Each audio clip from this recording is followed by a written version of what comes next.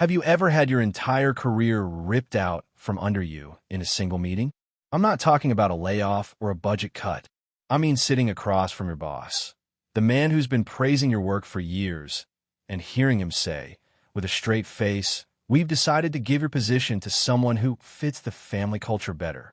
I thought family culture was corporate jargon for team spirit. Turns out it meant actual family. As in, his 23-year-old nephew who still thought Excel was a brand of gum.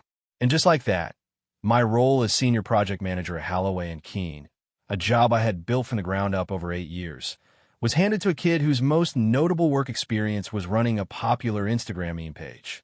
Before I tell you what I did next, and how I ended up not just getting revenge, but taking control of the entire department, you should know something about me. I'm Daniel Cross, 38, and until last year, I was the guy who believed that hard work and loyalty meant something in business. I came from nothing, fought my way into a top university on scholarships, and climbed my way through a dozen entry-level jobs before landing here.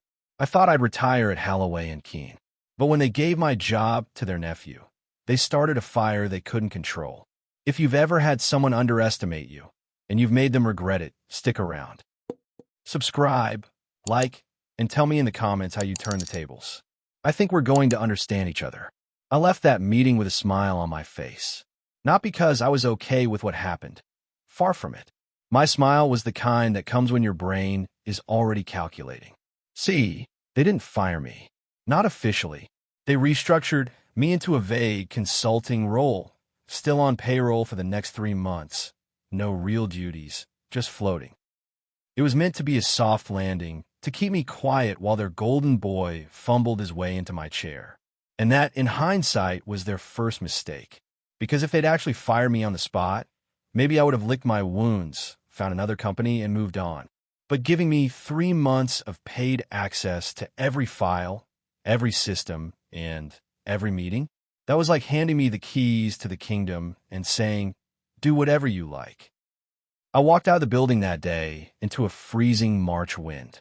The city skyline looked different somehow, colder, sharper. I ducked into the cafe across the street, ordered my usual black coffee, and opened my laptop. That's when I started a new folder on my desktop. I named it simply Plan. At that moment, I didn't know exactly what plan meant. I just knew it was going to end with me holding something so valuable the company couldn't ignore me or stop me. And deep down, I knew I wasn't going to play nice. The first week of consulting was like watching a slow-motion train wreck. From my glass-walled corner, which, ironically, they hadn't reassigned yet, I could see their nephew, Evan, trying to navigate the same workflows I'd built over the years. He'd open a project file, stare at it for a solid 5 minutes, then swivel his chair toward whichever unlucky junior was nearby and say, "So how does this work again?" Deadlines slipped. Emails piled up unanswered. And I noticed something even more dangerous for them. Clients were starting to notice. The first tense call came from Lorna Beck, one of our top accounts. She was a shark in the publishing world, known for dropping vendors at the first sign of incompetence. I'd managed her portfolio for 6 years, keeping her happy through impossible timelines and last-minute changes. She didn't even bother with pleasantries. "Daniel," she said, her voice cold, "who is this child sending me half-complete drafts and telling me we'll figure out later? If this is some new company initiative, it's not working." I could almost hear the edge of her patience snapping. And that's when I realized Evan wasn't just bad at my job. He was a liability I could use. But I had to be careful. If I made a move too soon, they'd see it coming. And if I waited too long, the damage might become unrecoverable. So I did what any predator does when it smells blood in the water. I circled.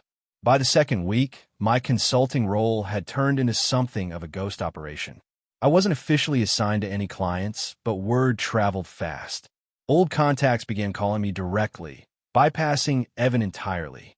At first, I played it cool, answering quick questions, pointing them back to the new manager.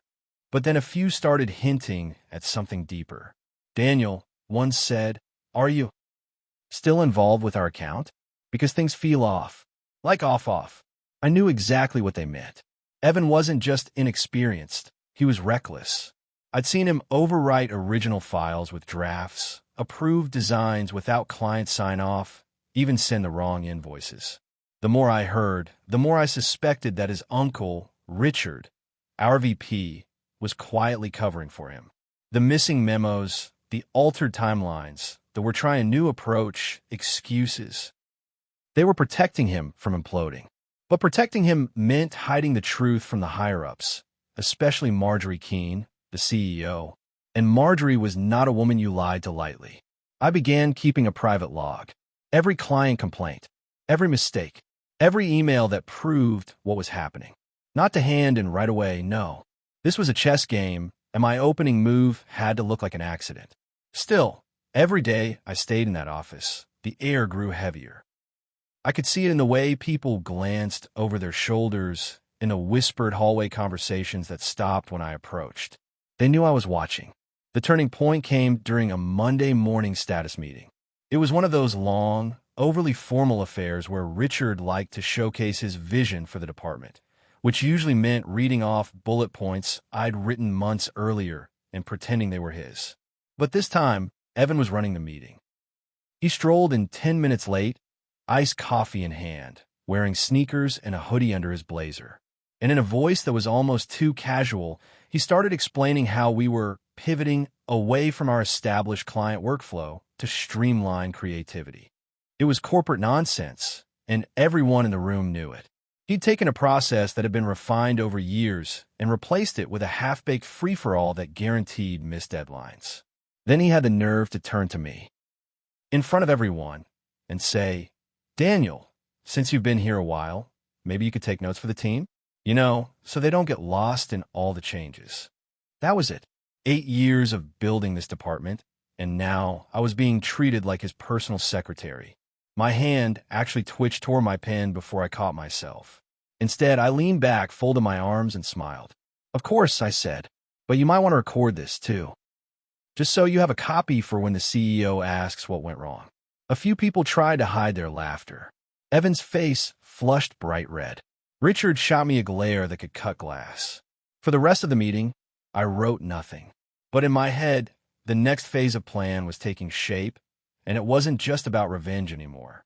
It was about making sure that when this department burned, I'd be the only one holding the fire extinguisher. Later that afternoon, I was at my desk when an unexpected email landed in my inbox. Subject line, "Quick call." Sender, Marjorie Keene.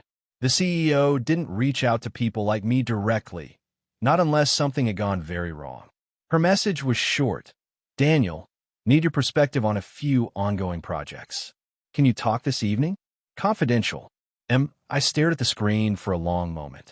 This was it, the crack in the armor I'd been waiting for. If I played this right, I could position myself as the only person who truly understood what was happening in the trenches. At 7 p.m., I called her from my apartment. She was direct, almost blunt. "I've been hearing rumblings from our top accounts. You've been here a long time, Daniel. What's your read?" I hesitated just enough to sound cautious. "Well, some adjustments have been made in the past few weeks. The team's adapting, but there have been hiccups." "Hiccups," she repeated, clearly not buying it. "And Richard." I knew better than to openly criticize a VP without proof. "I think he's trying to give Evan space to lead. But maybe too much space. Some of our systems work for a reason." She made a thoughtful noise. "Send me a breakdown. Facts only." That night, I sent her a clean, concise report of the last 2 weeks' mistakes, stripped of emotion, loaded with evidence. It wasn't the full log I'd been keeping, just enough to plant a seed. And when she replied with, "Thank you. Keep me posted discreetly," I felt it. Hope. Small, but there. The next few weeks felt like walking a tightrope. On one side, I had Richard and Evan, oblivious to the fact that I was quietly reporting to Marjorie. On the other, I had my colleagues, who were starting to see me as some kind of silent lifeline. And then came an email that lit the fuse. Evan had approved a redesign for Lorna Beck's publishing platform without her consent. A move that not only violated the contract, but also risked losing her $2.5 million account. The moment I saw the timestamp, I knew it was going to blow up. And sure enough, 10 minutes later, my phone buzzed. Daniel, Lorna's voice was pure venom. Tell me you had nothing to do with this disaster. I didn't, I said calmly, but I can fix it. That last part was a gamble. I had no authority to undo Evan's changes without Richard's approval. But Lorna didn't care about the chain of command, and neither did I anymore. I spent the next 4 hours pulling the old files from backups, restoring the platform to its previous state, and drafting a detailed apology that made it clear I was stepping in to protect her, not the company. When I hit send, I knew it was a direct challenge to Evan's authority. And sure enough, 5 minutes later, he stormed into my office. "What the hell do you think you're doing?" he barked. "Saving your job," I said. "You're welcome." His glare told me I'd just made an enemy who wouldn't forget this. But that was fine. I wasn't planning on letting him keep his job for long. 2 days later, I learned just how deep Richard's protection for Evan ran. I was called into HR, not Marjorie's office, not a team meeting, HR. Sitting across from me was Cheryl, the head of human resources, with a concerned expression that was about as genuine as a plastic plant. "Daniel," she began, folding her hands, "we've received reports that you've been overstepping your consulting role and interfering with departmental leadership." Interfering? I repeated. Or preventing a multi-million-dollar client from walking out the door? She gave me a tight smile. "Perception matters. Going forward, we'd like you to route all client communication through Evan." It was like telling a firefighter to get permission before using the hose. I knew what this was. Richard had gone to HR to clip my wings. If I couldn't talk directly to clients, I couldn't build leverage. And without leverage, my plan risked collapsing before it even launched. That afternoon, my access to several key project folders mysteriously vanished. My calendar filled up with mandatory training sessions that conveniently kept me out of the office during major meetings. They weren't firing me yet, but they were putting me in a box. The setback stung, but it also told me something important. They were scared. And scared people make mistakes. I just had to wait for the right one. I spent the next week in quiet, calculated defiance. If they wanted to box me in, fine. I'd just work through the cracks. While HR thought they'd restricted my access, I still had a dozen backdoor logins from my years of setting up systems. I hadn't used them in ages, but now they became my lifeline. Every night from home, I logged in, downloading reports, client correspondence, and project timelines. I wasn't just saving them. I was building something. A master document. A forensic map of exactly how Evan's leadership was bleeding the department dry. But I also knew data alone wouldn't be enough. I needed people, allies inside the company who would vouch for me when things came to a head. That's when I reached out to Lena, a senior designer I'd worked with for years. She'd been keeping her head down since the shakeup, but when I invited her out for drinks, she unloaded everything she'd been holding in. "Daniel, it's chaos," she said, her voice low even in the noisy bar. "He ignores deadlines, cancels feedback meetings, and then blames us when things fall apart. I've been updating my resume." "Don't," I told her. "Not yet. I'm working on something. If I can pull it off, we could turn this around and make sure the right people are in charge." She studied me for a long moment. "If you're serious, I'll help." I was serious. Deadly serious. By Friday night, the shape of my plan finally crystallized. It wasn't enough to expose Evan's incompetence. Richard could spin that, bury it, make it vanish. No, I had to show that I was the only viable solution. That meant proving I could not only save the department, but grow it. The opportunity came from an unlikely place. An email chain I wasn't even supposed to see. One of our mid-tier clients, a tech startup called Vexera, was quietly shopping around for a new agency. Their contract with us was worth about $800,000 a year. Not as big as Lorna Beck's account, but still high-profile enough to make waves. Buried in the thread was a message from their COO. "We like working with Holloway and Keene, but we can't risk another missed launch. We're open to hearing other proposals." If Vexera left, it would be the second major account to walk in less than 6 months. Marjorie wouldn't just be angry. She'd be looking for heads to roll. That's when it hit me. What if I could not only keep Vexera, but upsell them into a bigger, more lucrative contract, and make it absolutely clear I'd done it without Richard or Evan. If I pulled that off, I wouldn't just be the guy who saved a client. I'd be the guy who saved the quarter. That was the moment plan turned into takeover. I started with a quiet phone call to Vexura's COO, Samir Patel. We'd met once at a product launch, and I knew he valued straight talk. "Samir," I said, "I saw your concerns.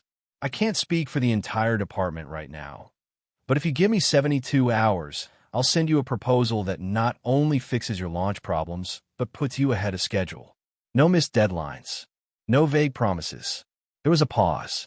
"Daniel, are you even still running our account?" "Officially? No," I admitted. "But I'm the one who knows your product, your market, and your pain points. I can get you results, if you're willing to keep this between us for now." He chuckled. "You sound like you're planning a coup. Call it creative problem solving." He agreed to give me the 3 days. That weekend, I worked like a man possessed. I pulled late nights, tapping Lena and a few trusted juniors to help me on the sly. We restructured Vexura's campaign, built a killer presentation, and prepped a prototype ad sequence that made their current materials look prehistoric. By Monday morning, I was ready, and when I sent Samir the proposal, complete with a guaranteed timeline and performance metrics, his reply came within the hour. "This is exactly what we've been asking for. Send a revised contract." It was working, but the higher I climbed, the further I had to fall if Richard found out before I was ready. 2 days after sending the proposal, I got a message from Samir that made my stomach drop. "Richard just called. He seemed surprised we were still talking to you." "What's going on?" That meant someone had tipped him off.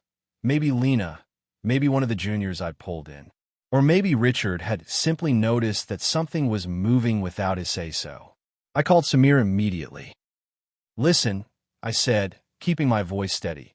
"If you want this deal to happen, I need you to hold off on any follow-up calls with Richard or Evan for 48 hours. Can you do that?" He hesitated. "Daniel, I like you, but I'm not in the business of hiding deals from leadership." "You're not hiding it," I said. "You're making sure it's ready before you show it. Trust me, this will protect your launch." He agreed, but I could hear the doubt creeping in. I didn't have much time. That night, I stayed in the office long after everyone left, finalizing the campaign files and prepping a pitch deck tailored for one person only, Marjorie Keene. Because if Richard was already sniffing around, my only move left was to go straight to the top and make sure she saw the win as mine, not his. It was risky, almost reckless, but if I waited any longer, the whole thing could slip through my fingers. And I was done waiting. The next morning, I walked into the building with my laptop under my arm and a calm I hadn't felt in months. I'd booked a confidential project review directly into Marjorie's calendar, something I never would have dared before, but this wasn't the time for half measures. When I stepped in her office, she looked up from her desk with that sharp, assessing gaze of hers. "This had better be worth skipping my finance briefing," she said. I smiled. "It is." I walked her through the Vexura proposal in 20 minutes flat. The revamped campaign, the accelerated timeline, the projected growth numbers. Every slide was clean, concise, and designed to scream competence. By the time I finished, she was leaning back in her chair, silent. "Finally," she said, "you're telling me this is signed?" "Pending your approval," I said. "Samir wants to move forward. This would extend their contract 2 years and increase billings by 30%. Her eyebrow arched. "And Richard and Evan?" "They had nothing to do with it," I said, letting the truth hang there. She didn't react, but I saw the flicker in her eyes. When I left her office, I wasn't just some sideline consultant anymore. I was a man who had just handed the CEO a $1.6 million win on a silver platter. And I knew she wouldn't forget that. Marjorie called me back in her office that afternoon. She'd reviewed the proposal in detail, run the numbers herself, and spoken with Vexura. "They're thrilled," she said flatly, "and they've already signed. Effective immediately, this campaign is priority 1. She paused, folding her hands on the desk. "I'll handle Richard, but I want you to keep running this account quietly. Let Evan think he's still in charge. I need time to see how this plays out." It was exactly what I wanted, covert authority. I'd have the chance to keep stacking wins, building a record Marjorie could point to when she finally decided who should lead the department. But I didn't stop there. That night, I updated my master log with the Vexera win, complete with email confirmations, signed contracts, and timelines. Then I began adding every recent client complaint against Evan, each one cross-referenced with a solution I'd implemented. The document was starting to look less like a collection of notes and more like a case file, the kind of airtight evidence you drop on someone's desk when you're ready to end a career. I wasn't just waiting for Richard to fail anymore.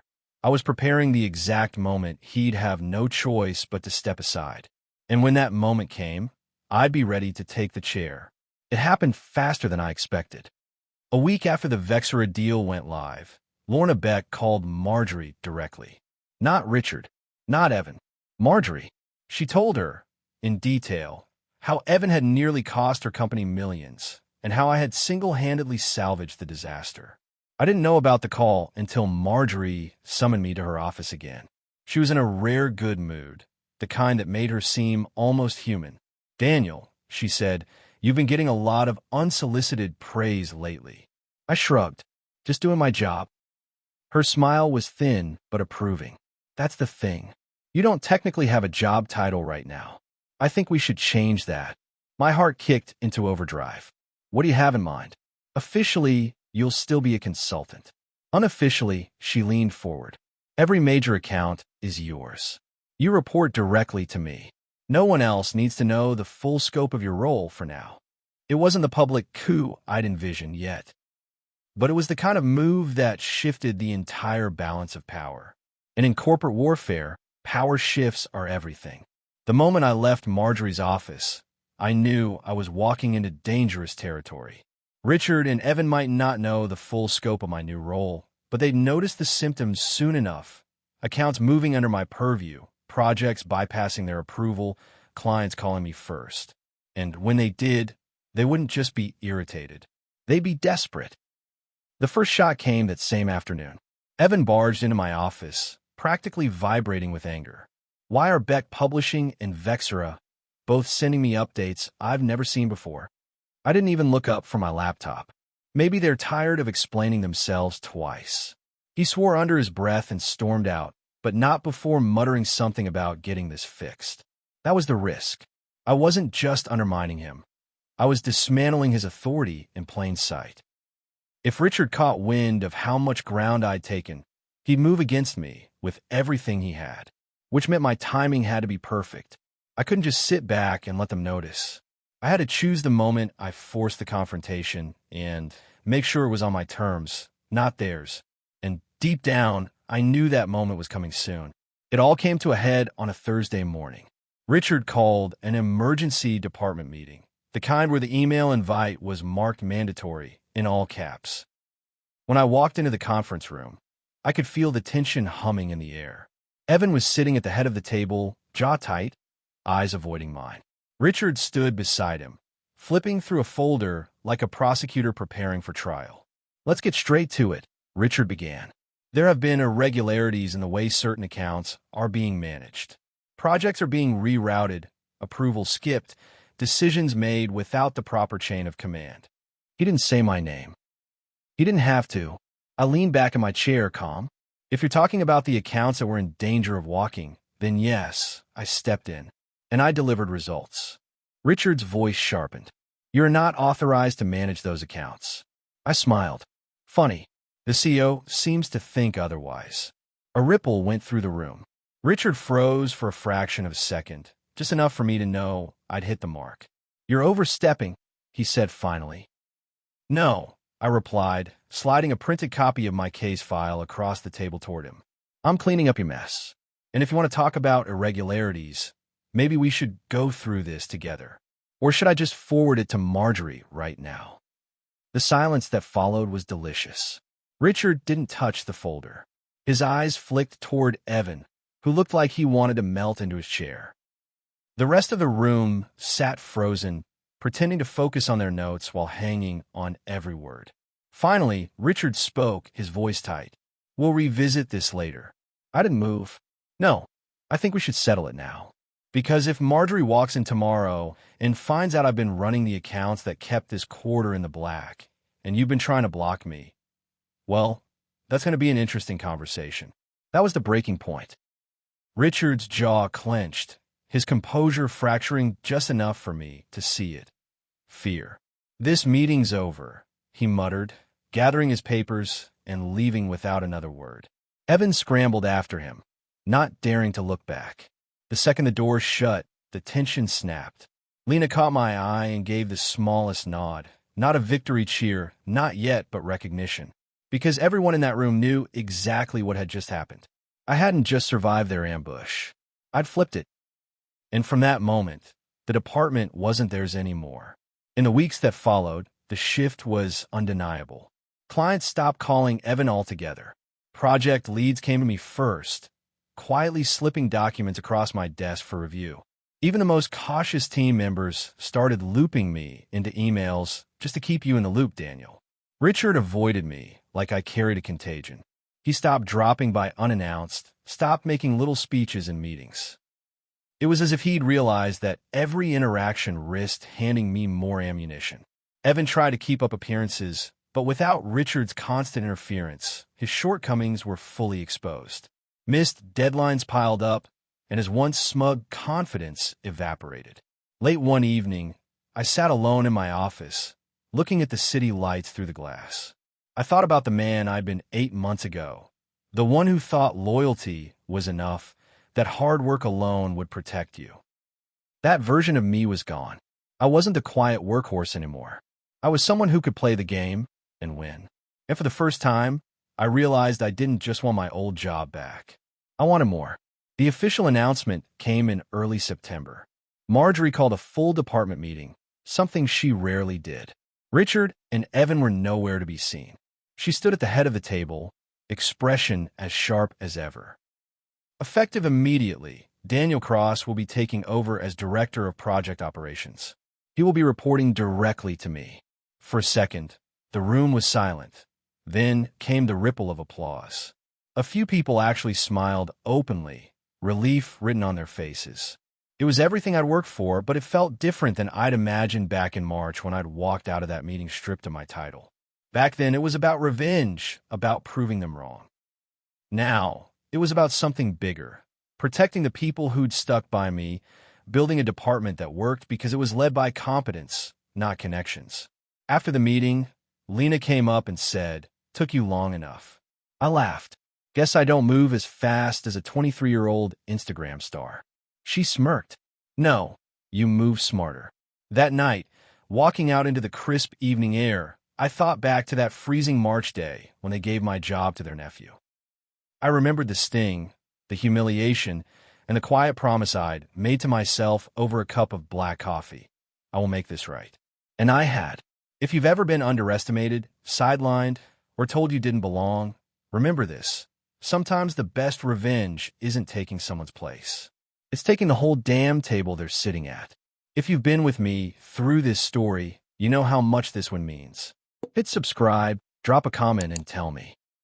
What's the biggest power shift you've ever pulled off? I'd love to hear it.